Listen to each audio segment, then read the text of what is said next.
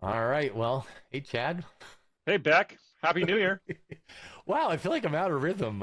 Just getting back, trying to figure out what the heck happened. It's like New Year's is such a weird thing, right? Like we lose time leading up to the holiday. We get shorter days. We have some interruption. Then we got a day off, and then we're back, and then we're It's kind of not really back until the 6th. a serious adjustment. Do you Yes. feel any of that? I feel all of it. Are you kidding me? Especially with the Yeah. kids. It's a different energy. It goes, and then we're back in normal mode. And this week we have two work days after the first. So and then Yeah. yeah, it's just different. But before we know it, we'll be back in the swing of things. You'll be back this way. How was your New Year? It was really good. Really Did you stay up till 12? good. Party No. pooper. Yeah. Okay. Yeah. Didn't even make it that far. But Yeah, we stayed up till 12. We like literally ran out of our neighbor's door at like 12:10. Oh, we're good. We're out of here. We high five. We hit the note, and then we were back home. I think we were asleep by like 12:30. So I'm impressed. I would have put you for like a 2 or 3 a.m. guy. not anymore. I've hung up my spurs. Yeah. But yeah. But the good thing is New Year's new stuff. I love Yeah. the idea of a clean sheet of paper. Yeah. I love the idea of a clean sheet of paper. There's so many cool things you can do when you just put down something fresh. And I think that's what we all love about 2025 or New Year's coming up. A Huh? great year of reflection too. I mean, at the same time, yes, clean sheet of paper, but it was an awesome 2024. Yeah. Well, if you Set the don't learn stage. from something, right? Yeah. Well, I actually kind of like to let's not look back or talk about it. That's kind of cool too. It never happened. If it was bad, it didn't happen. Anyways. There was more good than Um, bad.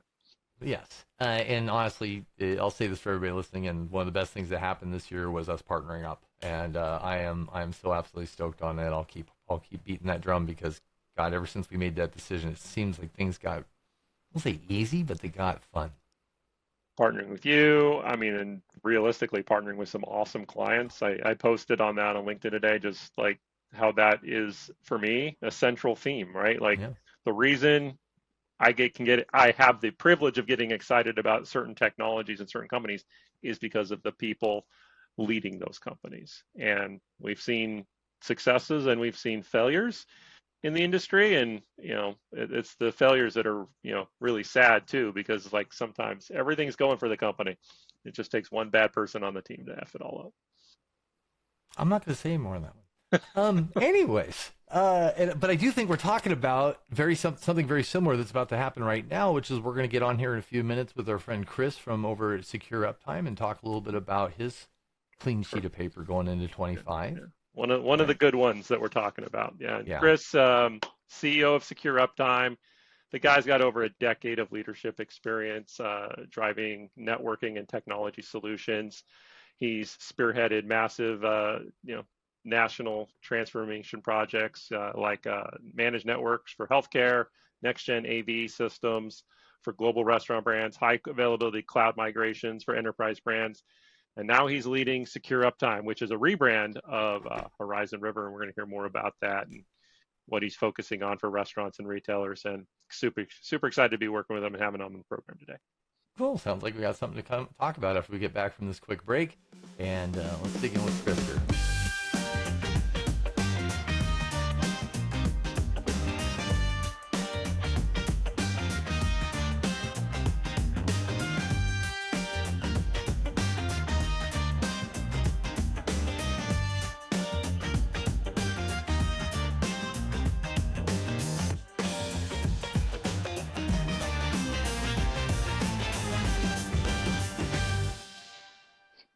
And we're back.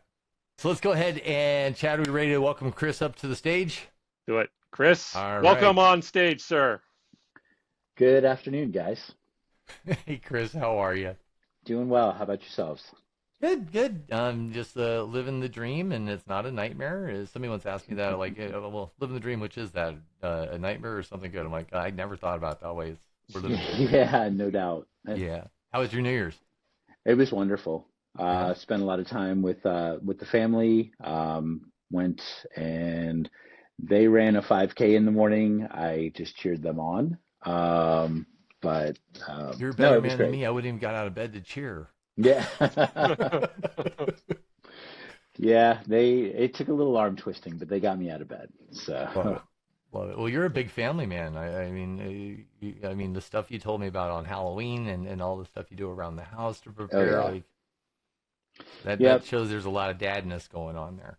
Yeah, I got four kids kind of scattered all from 20 all the way down to 9. So yeah, There you it go. keeps me busy. Love it. What's Absolutely the love it. craziest thing you've ever done as a dad to create an experience for your kids? Um, Good question, Probably Chad. you know what? I had the answer to that question. My my sons thought I was actually kidnapping them one Oh, time. I told them we were headed to soccer practice and I actually took them to the Atlanta airport. My oldest son at the time was really into magic. And Hmm. so I had lined up a trip to Hollywood to go to the Magic Castle, mm, but I didn't tell him. It was a complete Oh surprise. So wow. where we got to the airport, they started freaking out. It's like, Dad, what are we doing? And then once we got out there, they had the most amazing weekend ever. So, but yeah, it was a little extreme at the time, but it was great. And then we saw The Nightmare Before Christmas at the Hollywood Theater in 4D, where they actually had the organ player on stage Oh playing wow. while they were screening the movie. So it was amazing. Nice, nice, nice. And so was that like did your kid freak out like when you realized all the things that you put together? Oh yeah. Oh, they had just the best weekend ever. So That's still great. talk about it to this day, which I guess that's the measure of, a yes. great experience and creating great memories. At least it's not the what else you got, Dad? Yeah. Yep. That's right. Well, hey, one, thanks for getting together with us here and spend a little time with us, especially coming right out of the gate when everybody's so busy getting ready for all the activity that's coming up next week. Um, the reason we want to do this with you is like, one, you're a client. We absolutely love the work we're doing together. But two, I think you have a great story to tell. And especially when executives are stepping into a new role, Hmm. right? You were previously was it the CIO or CTO? CTO. You're the Yes. CTO, and now you're stepping in as CEO, and that means something, right? Hmm. And so I always love an origin story. I always love to hear about how people got to somewhere where they were. I'm in a room full of comic book statues, which each one of them comes with some origin story, and Absolutely. I imagine you were bitten by some kind of radioactive networking spider that gave you your your superpower. But jokes aside, you know, um, tell us a little bit about yourself. Like, what made you want to do this here and step into this kind of role? And what's your jam? Yeah, that's a great question. Started off, 20 plus years ago, got into the IT industry, fixing PCs, and quickly found that networking was just this amazing corner of the IT universe that really grabbed my attention and has never let go, right? And so I spent time in big enterprise environments creating networks that spanned, over 2,000 locations. And just really the size of the problem was always, just super energizing to me. And so in the last 10 years or so, Chad mentioned Horizon River earlier. That's the company that we are today and have been operating as for a while.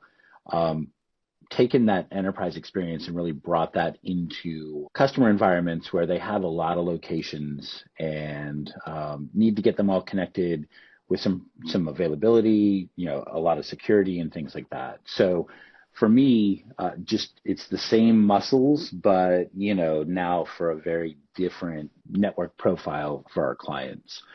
So, Um, so 20 years ago, yeah. right? Did you have any inclination how incredibly dependent businesses would be on the level of infrastructure that you're providing now? Like Um, before, it's just carrying data, right? Like it's right. carrying data now, but it's different. But like it is so interwoven.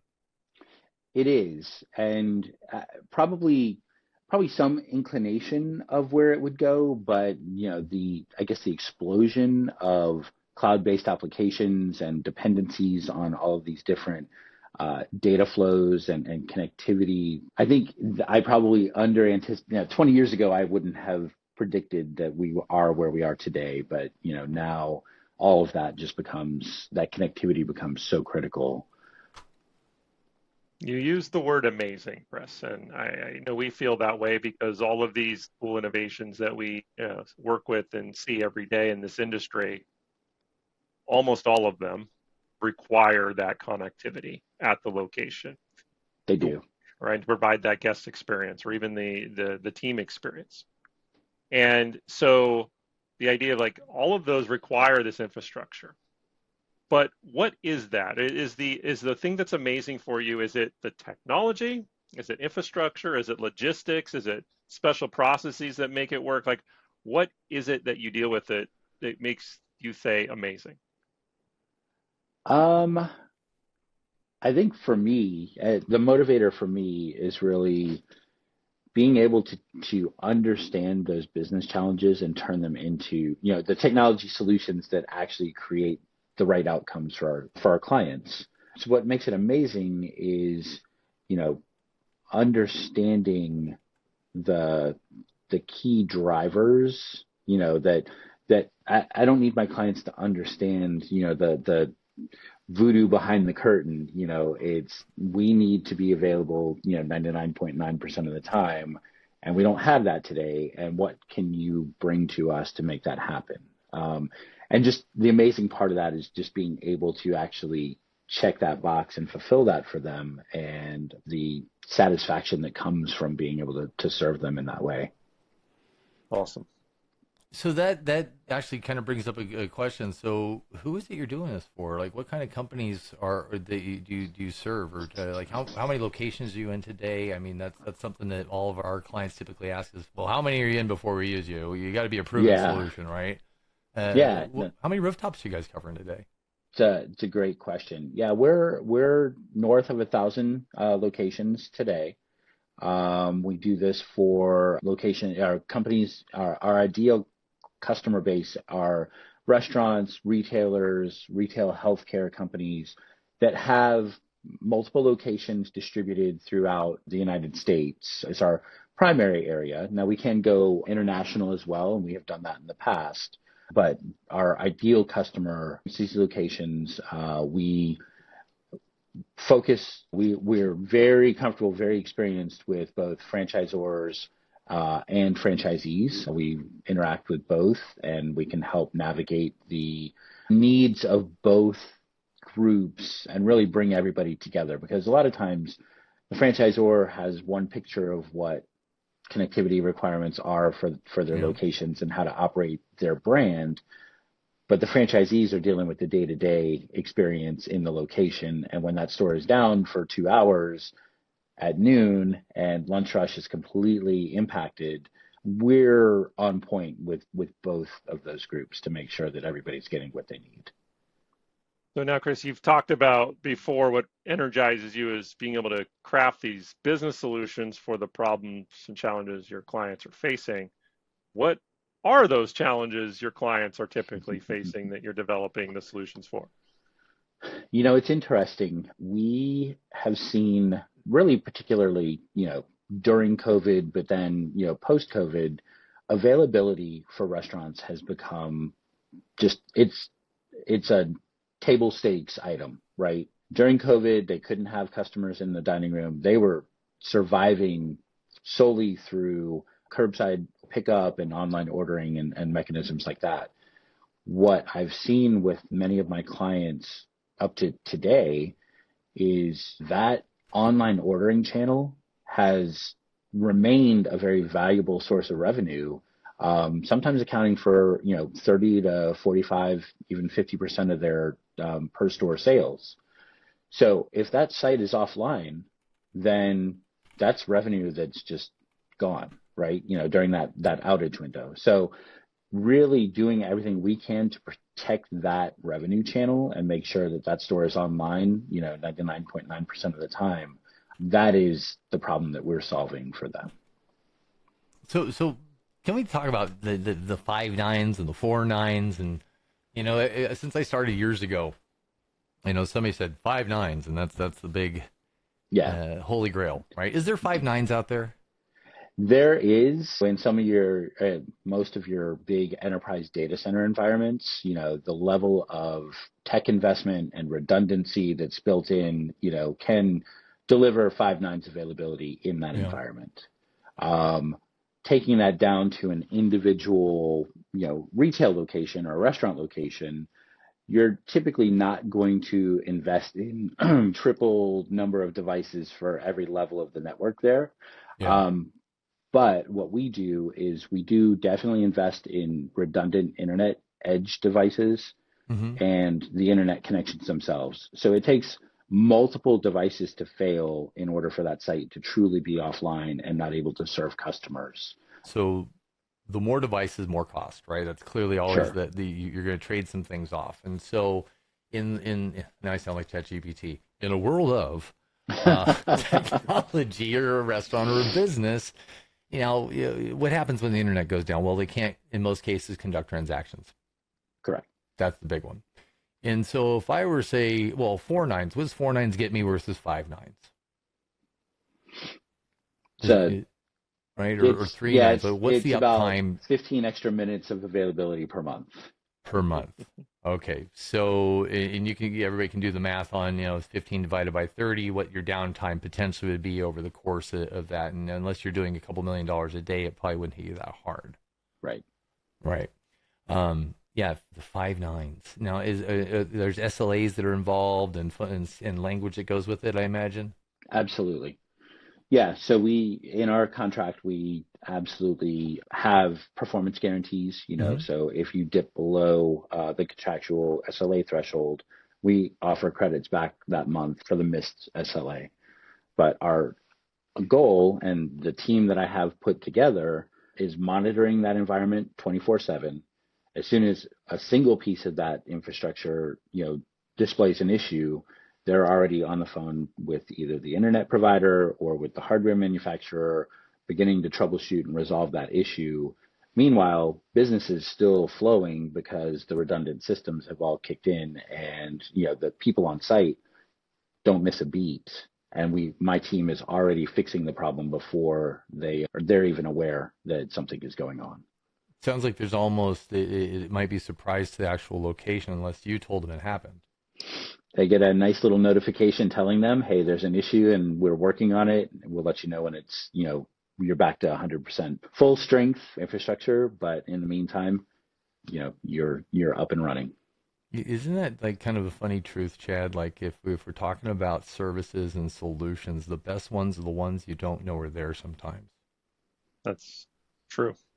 Yeah. Government can learn from that. Anyways, Right. so Yeah. I'm not getting political. I just, let's just work. Yep. The experience is the best teacher, and you have a lot of it, right? You've led these infrastructure overhauls for brands. What are Yes. some of the lessons learned that you've seen as a result of just recurring themes? That's a great question. Obviously, there's a very educational component to what it is that we do when we come into the location, making sure that they understand, have clear expectations on what our work is, why we're there, what we're doing, and any impact to the business, whether or not they want us to schedule an after hours conversion, which a lot of our customers do. That way they conduct business, they close, we come in that night, we replace all the network infrastructure, test everything, and we're out before they open the next morning. And then we have somebody on site making sure that day one is smooth. That's a big piece of this, but really just setting clear expectations, of what that conversion experience is going to be like. And the more you communicate, the more upfront you are with all of these things, the smoother it is for everybody.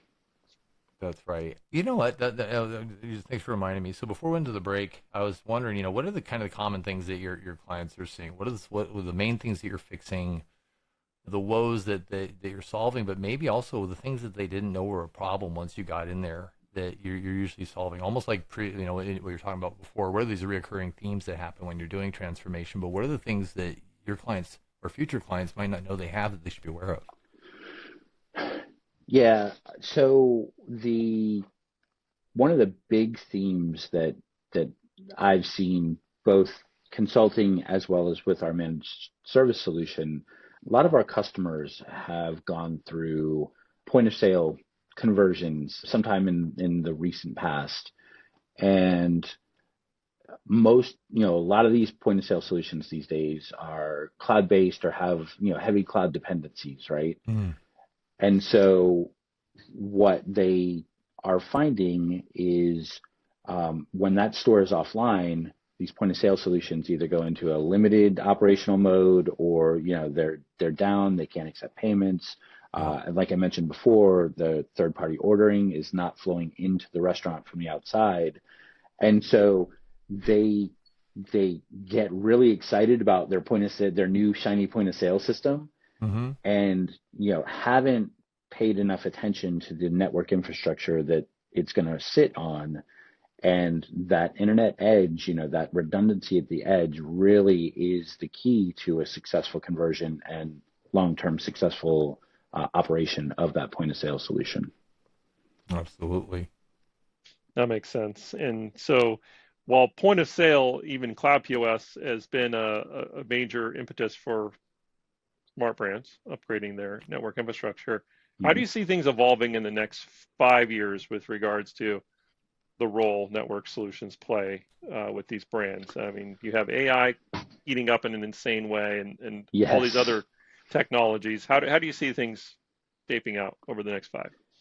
Yeah, no, I mean, you hit the nail on the head. AI, everybody is super excited about AI right now, and there's a lot of noise in the market, great solutions coming, that are early development, and some of these network requirements and network dependencies haven't been fully fleshed out yet. So building the way we're approaching it, building a network that really is just a solid, secure foundation that these new technologies can plug into it's the approach we're taking. It's a reference architecture where, when a new solution, becomes available or the business identifies that there's a need, we have an easy, adaptable model to just sit with them, go through that requirement matrix and understand it. And if it hasn't been developed yet by a provider, we actually have a lot of expertise in profiling these applications and understanding exactly what the network impacts will be.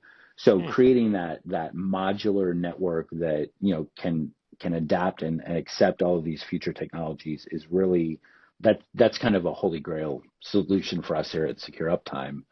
The one that I'm super excited about is, kitchen robotics. There's a lot of development going on in that space and a lot of early adoption. That's becoming more mainstream. I know that there are some business pressures that have a lot of restaurant concepts looking at those type of technologies. And when I sit through presentations and when I review the materials on these robotics, people see the robot and they see it grabbing the French fries and dropping it in the oil and then dumping them, and that's the visible, cool, awesome part of it. Mm-hmm. What I see is the need for secure network protected bandwidth between the point of sale system, the robot, just so that demand is forecast appropriately. And if that were to break, the robot would be blindly dropping French fries, with no forecasting, to understand. So making sure that we're building a network that's going to protect those new future technologies and ensure optimized cost management for the restaurants, the right demand, minimizing waste and things like that. That all starts with the network. And that's the new exciting stuff that for me is amazing, Which robots? So, I mean, Chad and I are going to CES on Tuesday, and we are geeking out so freaking hard about all the fun stuff. We're kids in a candy store.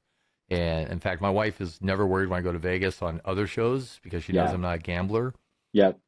I'm an early adopter. This is kryptonite for me.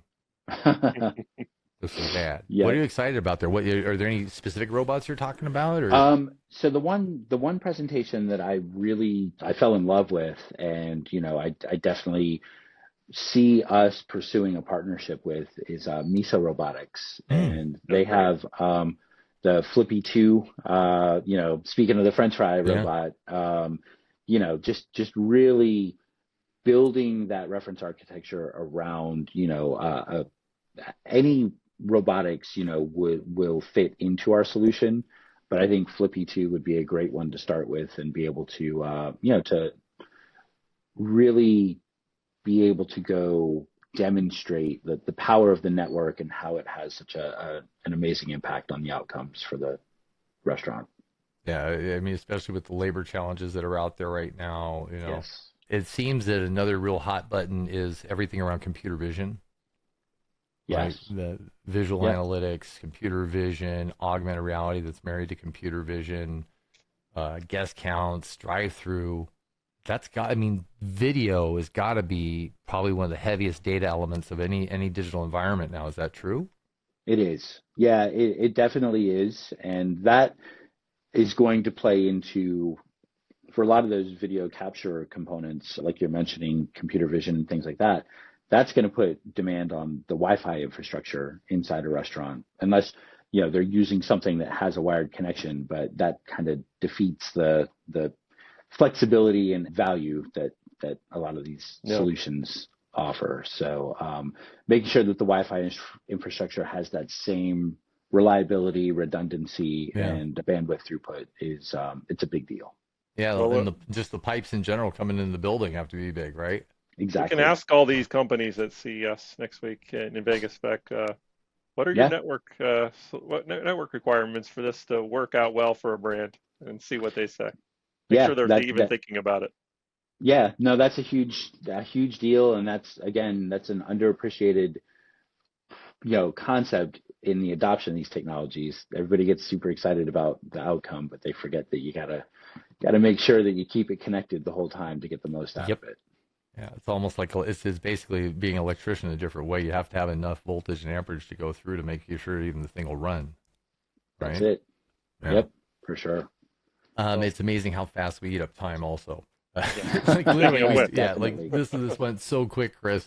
So maybe we just wrap it up because I know you have another meeting to get to, and we're just thankful you were able to invest some time with us today. Chad?